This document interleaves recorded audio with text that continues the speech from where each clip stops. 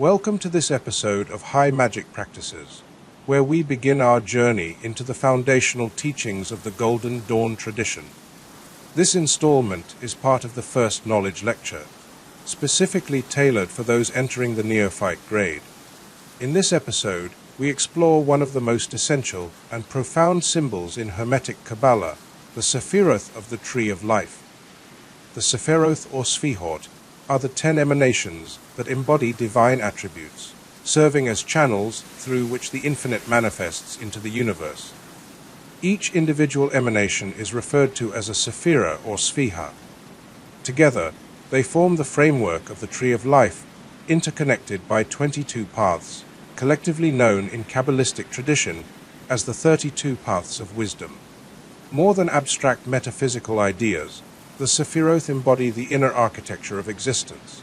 Each Sephirah is a reflection of divine essence and a mirror through which we can understand ourselves, because, as the tradition teaches, humanity is made in the image of the divine. Their arrangement is no accident. It is a perfect pattern of balance and symmetry, flowing from the unmanifest through the three negative veils of existence, like one candle lighting another, without ever diminishing the source. As we go deeper into this episode, we'll break down each Sephirah, explore its symbolism, function, and how it relates to your personal path of spiritual awakening. This is more than theory, it's a practical map for transformation, a cosmic key to unlocking the mysteries of creation. 10 Sephiroth, spheres or nodes, compose the Tree of Life in Kabbalah. The tree is a symbolic map of divine emanation, where the Sephiroth are interconnected by 22 paths. The three pillars, mercy, severity, and the middle pillar, form its structural framework, organizing the Sephiroth into dynamic columns of energy that interact to manifest creation. On the right-hand side, we have the pillar of mercy, sometimes called the pillar of force. This pillar includes Hahama, wisdom, Hesed, mercy, and Netzah, victory. It's associated with masculine, active, and expansive energy, forward-moving, creative, and radiant. It corresponds to the white pillar in Golden Dawn temple arrangements. On the left-hand side, we find the pillar of severity, also called the pillar of form. This includes Binar's understanding, Gevuha's severity, and Hod, splendor. This pillar is feminine, receptive, and contractive. It shapes, limits, and gives structure. It's associated with the black pillar, representing containment and discipline. And standing between them is the middle pillar, the pillar of mildness or balance. It includes Kether, the crown, Tifereth or Tif-Ehet, beauty, Yesod, foundation, and Mohut, the kingdom. This pillar mediates between the two extremes, balancing force and form, activity and passivity. In ritual work, it represents the path of the aspirant, the harmonization of opposites within the self. It's important to note that these opposing pillars are not about good versus evil. Instead, they reflect the dual currents that power the universe. Think of it like the poles of a magnet, or the yin and yang of Taoism.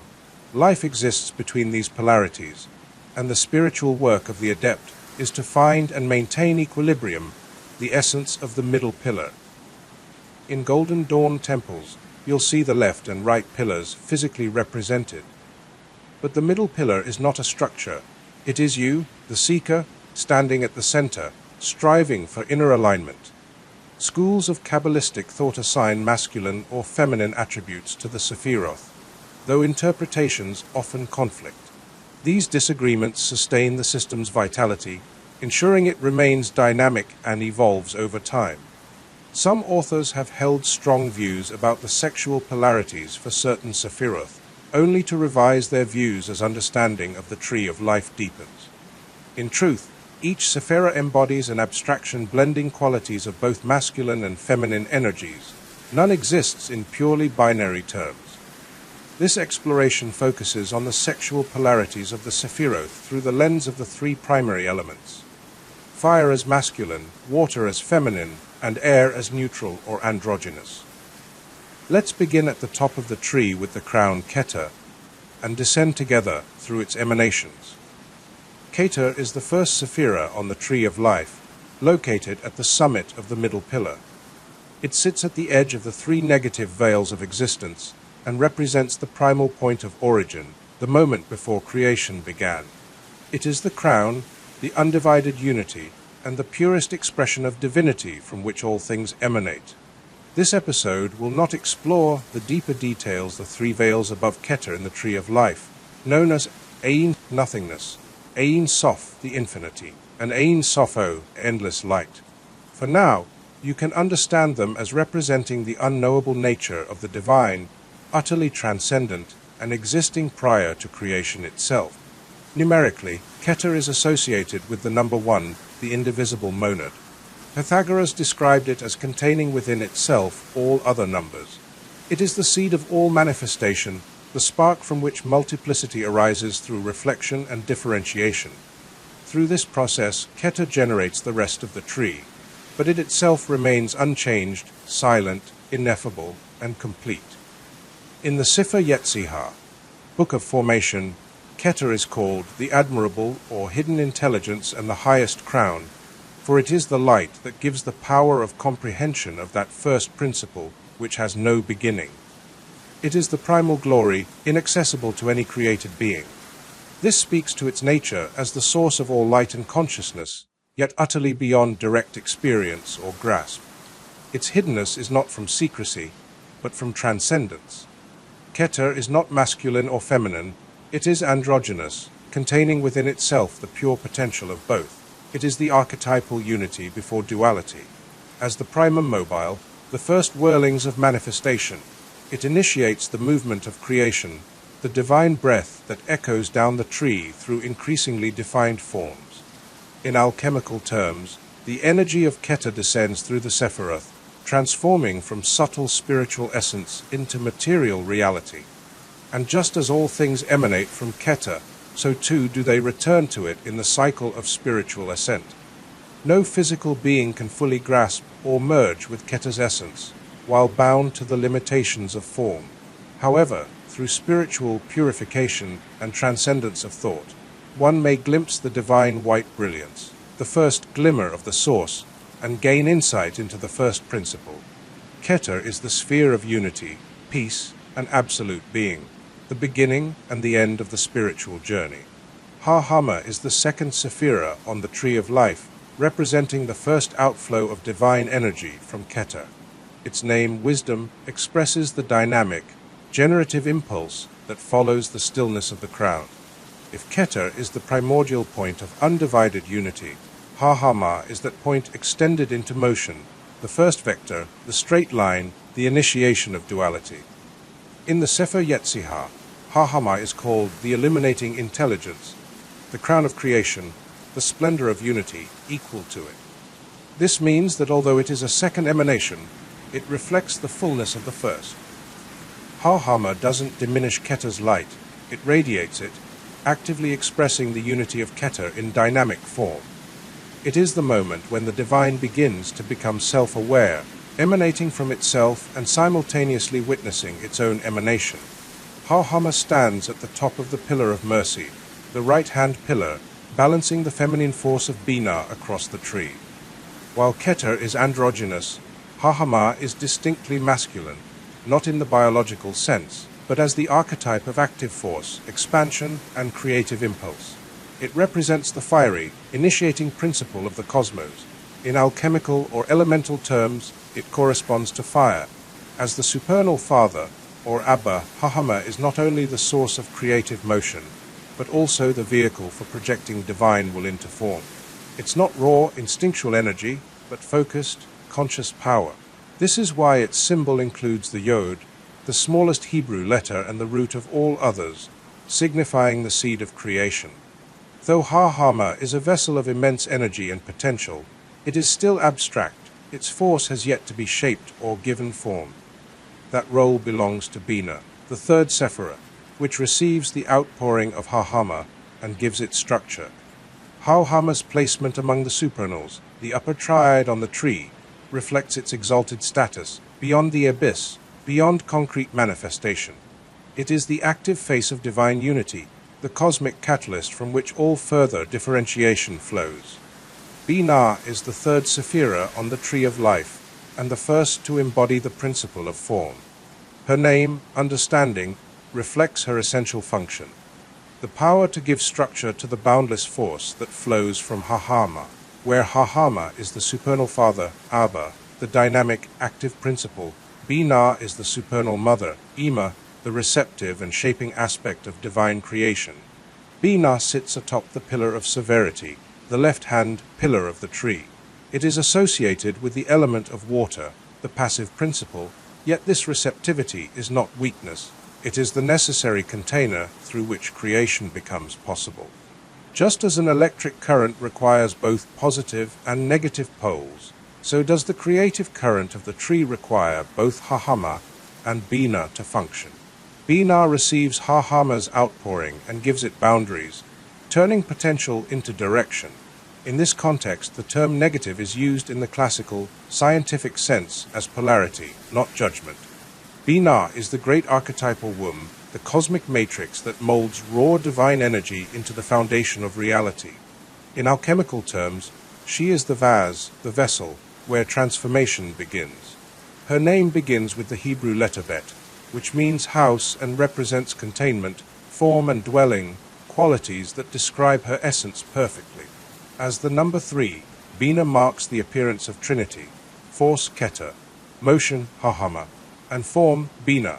Her energy introduces limitation, which is essential for creation to take shape. This is not repression but discipline. Binah is the dark and severe mother who imposes boundaries to bring order out of chaos. Without her, Hahama's energy would remain wild and undirected. The Sefer Yetzirah describes Binah as the sanctifying intelligence, which implies her sacred role in the formation of the universe. It also refers to her as the creator of faith, for true faith arises from understanding, not blind belief, but the deep, intuitive grasp of divine principles that underpin reality. The text connects her roots to Amen, meaning firm, faithful, and so be it, an affirmation of Binah's link to the ultimate source, Kether. While Hahama is wisdom in its expansive, infinite aspect, Binah is understanding, the ability to comprehend, to internalize, and to give wisdom shape. In mystical terms, she is the supernal archetype of Saturn. Limitation, structure, time, and destiny. Yet she is also the womb of all that will ever exist, the sacred void from which form arises. Together, Hahama and Binah are the Elohim of Genesis, the divine polarity whose union gives birth to the manifest universe. They are the foundational dyad through which Kether's unity becomes the dynamic tension that drives all creation. The abyss is the vast and critical gulf that divides the supernal triad, Kether, Hahama, and Binah, from the lower 7 Sefirot of the Tree of Life. It marks a fundamental shift in the nature of being, from the divine, ineffable consciousness of the supernals to the structured realm of ideas and forms that the human mind can grasp. This division is not just symbolic, it represents the boundary between the eternal and the temporal, between the pure archetypes of divine emanation and the individuated expressions of existence. The supernals operate in realms that transcend duality and ego. To approach them, one must undergo inner transformation, shedding the limitations of personality, intellect, and identity. In mystical traditions, crossing the abyss refers to the act of dissolving the ego and uniting with the higher self, often described as a spiritual death, followed by rebirth into a higher state of consciousness. This journey is said to be perilous, not because of physical danger, but because it requires a complete undoing of the self as we know it. Within the abyss lies Dat, or knowledge. Though it appears in some diagrams of the tree, it is not considered one of the 10 Sephiroth. Dat acts as a hidden doorway or bridge across the abyss. It symbolizes the moment where the divine becomes self-aware, the point where the energy of Hahama and Binah unites, producing the knowledge of separation and identity. Dat is sometimes experienced as a veil, sometimes as a portal.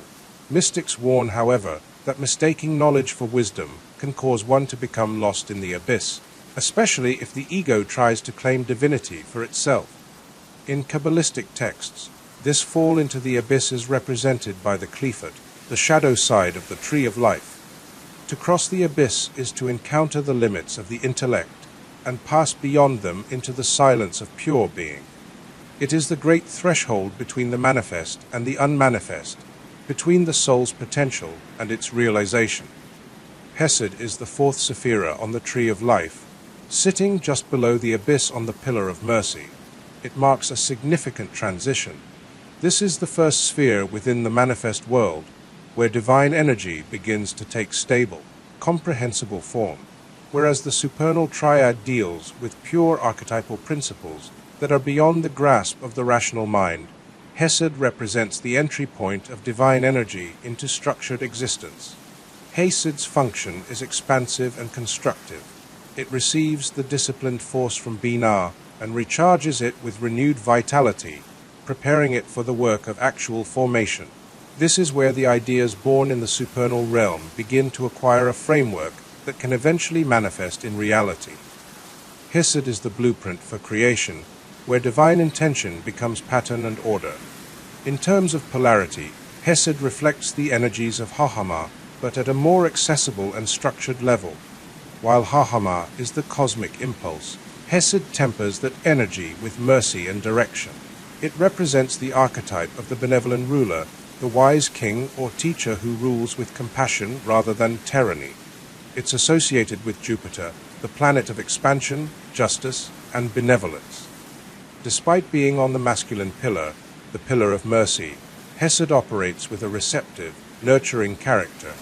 It blends the polarities of masculine and feminine by embodying the potential to create form, thus participating in the ongoing dance of force and form that defines the dynamics of the tree. As the cohesive intelligence, Hesed holds and organizes the divine virtues it has received, acting as a vessel through which the higher energies continue their descent. The Sefer Yetzirah describes Hesed as containing all the holy powers, emphasizing its role as a spiritual reservoir. These powers are not diminished as they pass through Hesed. Rather, they are preserved and prepared for the next stage of emanation. It is here that divine love, law, and expansion find expression in the architecture of the cosmos, whether through societies, systems, or sacred geometry. Hesed is foundational for the material universe. Without it, divine will would remain abstract and unstructured. With it, the infinite begins to take shape, readying itself to be tempered and further defined by its twin opposite, Gevuha. Gevuha is the fifth Sephirah, situated below Binah on the left-hand pillar. It translates to strength or severity, and is also known as justice and fear. Of all the Sefirot, Gevuha is arguably the least understood and most feared. However, the natural order of the universe depends on a balance of opposites. While Hesed embodies mercy and form building, Gevuha introduces the necessary rigor and destruction to maintain harmony. Gevuha's function is to break down the forms established by Hesed and apply discipline through the purging fire. Any energy that descends the tree of life into the material world must be tested and tempered by Gevuha's fiery discipline. This purging process ensures that only the purest energies remain, much like how a metal's blade must endure the heat of the blacksmith's furnace to become strong and sharp. This destructive force is not inherently evil, it is vital to evolution. Without Gevuha, the merciful love of Hesed would deteriorate into weakness and fragility. Though often regarded as masculine in its fiery nature, Gevuha shares a connection with Binah, the restrictive, disciplinary force of wisdom. While Binah is associated with water, Gevuha manifests as fire. Some interpretations even suggest Gevuha as a feminine energy, embodying the fierce determination and strength of a mother protecting her child. Its dynamic force is essential for maintaining the flow of divine energy from Kether, and it ensures that nothing corrupts this sacred current. In the Sefer Yetzirah, Gevuha is described as the radical intelligence, an energy that unites with Binah, drawing from the primordial depths of wisdom, Hahama. The term radical here indicates a foundational or fundamental force. Gevuha's influence on the material world bears a striking resemblance to the overflowing energy of Kether, the source of all manifestation. It represents a necessary union of opposites, Hesed's mercy and Gavuha's severity, allowing for balanced creation and transformation. Tif Erhet, the sixth Sephirah, is known as beauty. Positioned at the very center of the tree of life on the middle pillar, the column of equilibrium, it draws the powers from all other Sephiroth. Tif Erhet strikes a perfect harmony between the mercy of Hesed and the severity of Gavuha, balancing both benevolent and aggressive energies. Its central position aligns it with Kether, mirroring the purity of the crown but on a deeper, more manifest level. By uniting mercy and justice, Tif Erhet brings forth beauty. The Sefer Yetzirah refers to Tif Erhet as the mediating intelligence, describing it as a channel through which the emanations flow into all the blessings. This reinforces Tif Erhet's role as a mediator, linking the higher and lower aspects of being, the higher self and the lower self. Tif Erhet serves as a two-way switch, receiving divine influxes from above and directing those influences into the lower realms. Its neutral position on the central pillar, combined with its androgynous nature, allows these energies to combine, multiply, and manifest. Until now, the Sefirot have been described primarily in terms of force and form, macrocosmic archetypes that may seem distant. However, in Tif Erhet, this shifts as the sphere directly relates to human experience. From Tif Erhet onward, the effects of the Sefirot are more readily felt in human consciousness rather than abstract polarities, with the lower Sefirot symbolizing aspects of the lower self or personality. Tif Erhet is known as the place of the reconciler or redeemer, where divine figures such as Christ, Buddha, and Osiris are often associated. It mediates between the Godhead in Kether and the material world, serving as a link or point of transition between higher and lower states of being. Tif Erhet reconciles the spiritual and material realms, interceding between these different levels of existence. As a mystical sphere, Tif Erhet represents the vision of the harmony of things. The higher self, or holy guardian angel, resides in Tif Erhet, which is seen as the mirror of Kether, the divine self. The ultimate goal of spiritual experience is the search for the light, attained through devotion to the great work. Tif Erhet is the sphere of illumination and healing, embodying the Christ consciousness that guides one toward enlightenment. Netzah, the seventh Sephirah, is known as victory and resides on the right-hand pillar of the tree of life. It is closely tied to human consciousness and experience, especially regarding emotions, instincts, and desires.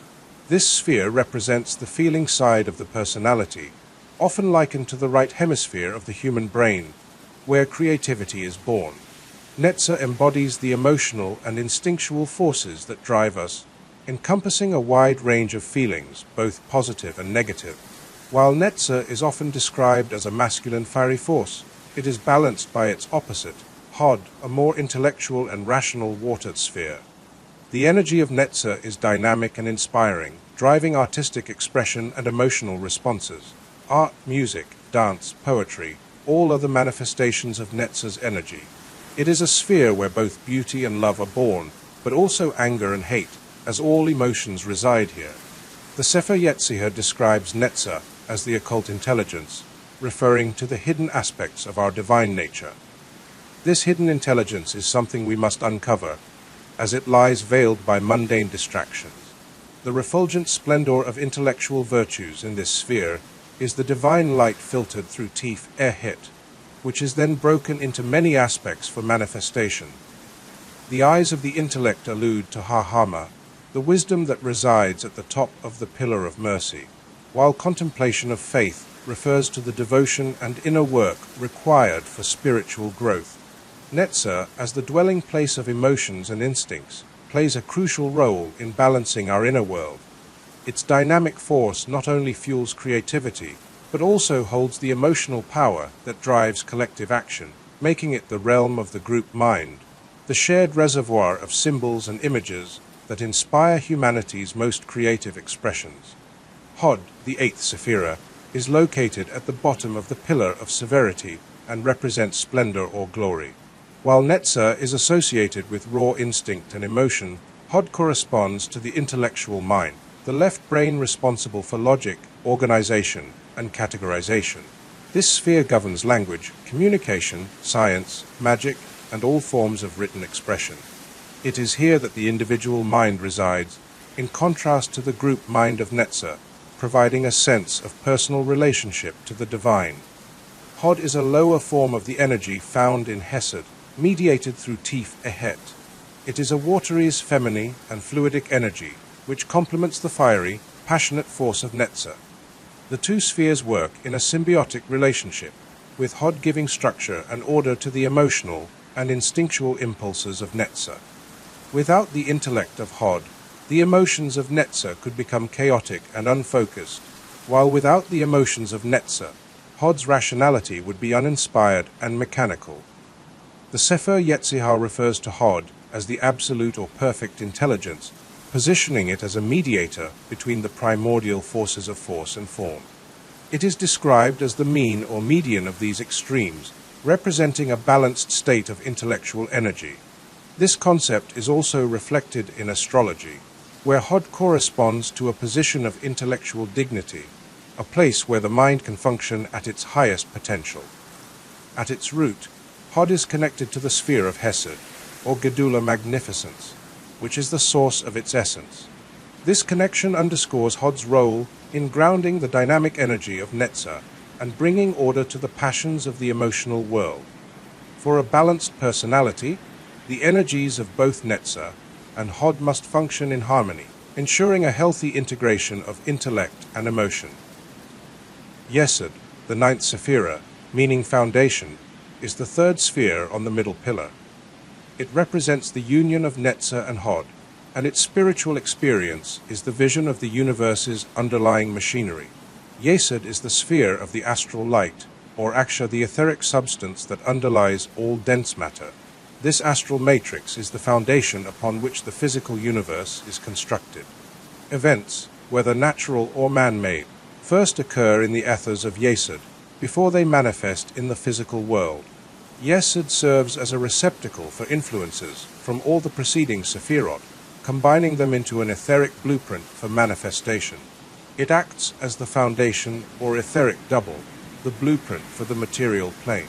In the same way that all planetary forms were first conceived in the mind of God, Yesod is the place where all creations, inventions, and ideas begin before becoming physical reality. This Sephirah is also the seat of intuition in humans, and most magical practices take place within Yesod. Magicians seek to influence physical reality by manipulating the subtle currents of the astral light, which flows through this sphere. Yesod is androgynous, but also embodies sexual energy. It is in Yesod that the concept of gender takes form for the first time before manifesting in the physical world. At this stage on the tree, Yesod can be likened to a pregnant mother preparing to give birth, the culmination of all Sephirotic influences above it, resulting in the birth of the manifest universe. The Sefer Yetzirah states that the ninth path is the pure intelligence, so called because it purifies the spheres, it proves and corrects the designing of their representation, and disposes their unity with which they are combined without diminution or division. This means that Yesod purifies and corrects the emanations from the higher spheres, ensuring they fit into a vehicle of dense matter. Although the emanations flowing down the tree are pure, Yesod ensures they are properly ordered and ready for manifestation in the physical world, preserving their original purity. Malkuth, meaning the kingdom, is the 10th and final Sephirah on the Tree of Life, positioned at the bottom of the central pillar. It represents the ultimate sphere of form and final manifestation, the physical universe as we experience it. Malkuth is the realm of humanity and sensation, the material world in which we live. Malkuth's physical representation is the planet Earth, our very own terra firma. It is the seat of matter and the culmination of the energetic forces from all the other Sephiroth. Malkuth is the realm where all four elements manifest: fire, water, air, and earth. These elements express themselves in three states of matter: solids earth, liquids water, and gas air, while fire corresponds to the principle of electricity.